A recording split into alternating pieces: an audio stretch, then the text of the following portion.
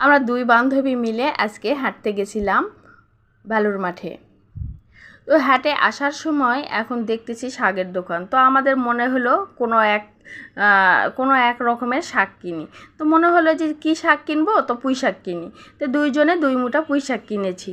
এই যে শাকের দোকান থেকে 2 মুঠা পুঁই শাক কিনে নিয়ে বাসায় এসে এই যে আমরা দুইজনে 2টা কাটতেছি। তো যাই হোক, এই যে আমরা পুঁই শাক কেটে কুটে নিয়েছি, পেঁয়াজ মরিচও কুচি করে নিয়েছি।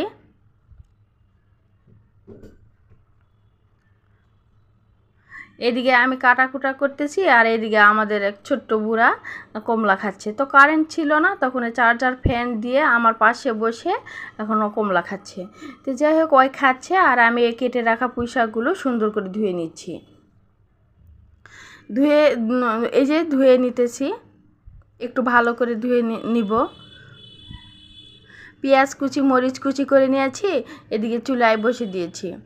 তো যাই হোক, এই যে পেঁয়াজ মরিচ কুচি করে নিয়েছি আর এই যে তেল দিয়ে দিলাম, দিয়ে একটু পেঁয়াজটা সুন্দর করে একটু ভাজা ভাজা করে নিব। তারপরে এখানে সব ধরনের মশলা অ্যাড করব। তো এখানে শুধু গুঁড়ামরিচ দিব না, কারণ কাঁচামরিচ দিয়েছি আর পুঁই শাকে গুঁড়ামরিচ দিলে ভালো লাগে না, এই জন্য গুঁড়ামরিচ দিব না। তো এই যে পরিমাপ মতো সব কিছু দিয়ে দিচ্ছি একটা একটা করে, লবণ হলুদ জিরার গুঁড়া ধনিয়ার গুঁড়া আর আদা রসুন বাটা, এগুলো সব কিছু দিয়ে দিব।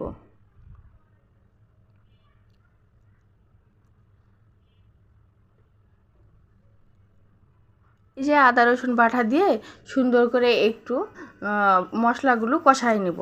তারপরে কেটে রাখা শাকগুলো এর মধ্যে দিয়ে দিব। এই যে শাকগুলো এখানে দিয়ে দিচ্ছি।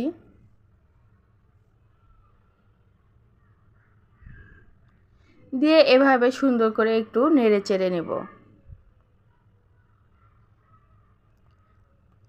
এদের নেড়ে চেড়ে দিচ্ছি। আর এই আমি পুঁই শাকের মধ্যে তো পানি অ্যাড করা যায় না, যাই হোক আমি পানি দেইনি। পুঁই শাক দিয়েই পানি বের হচ্ছে, এই পানি দিয়েই শাক রান্না হয়ে যাবে, এই জন্য আমি পানি দিইনি। তো এই যে দেখতে পাচ্ছেন অনেকগুলো পানি বের হয়েছে, এখানে পানি দেওয়ার প্রয়োজন হয় নাই। তো এই যে ভাজা ভাজা করব শাকগুলো। এতে দেখেন আমার রান্নাটা প্রায় হয়ে গিয়েছে। এই যে রান্না হয়ে গিয়েছে, এখন খাওয়া দাওয়া করব। খাওয়া দাওয়ার জন্য এই যে খাওয়া দাওয়া করতেছি। প্লিজ বন্ধুরা, আমার এই ভিডিওটি ভালো লেগে থাকলে লাইক কমেন্ট সাবস্ক্রাইব করবেন। ভালো থাকবেন।